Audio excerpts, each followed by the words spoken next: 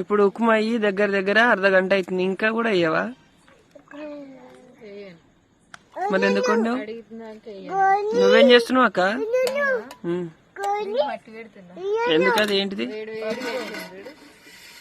పప్పు, టమాటాలు, పచ్చిమిరపకాయలు, ఉల్లిగడ్డ కట్ చేసి వేసిన. మామూలు ఏం చేస్తున్నావు అమ్ములు? పొయ్యి మీద పెట్టి అయితేనే ఉంటది. అన్నం కాదు, ఉప్మా. ఉప్మా అన్నం కాలుతుంది అమ్ములు, కాలుతుంది. మామూలు కోతి పిల్లలకి ఎట్లా పట్టుకున్నది అసలు ఎట్లా బాబమ్మ కడిగోమ్మ కడిగో మంచిగా ఫ్యాన్ కాలికి ఆర్పిస్తారు.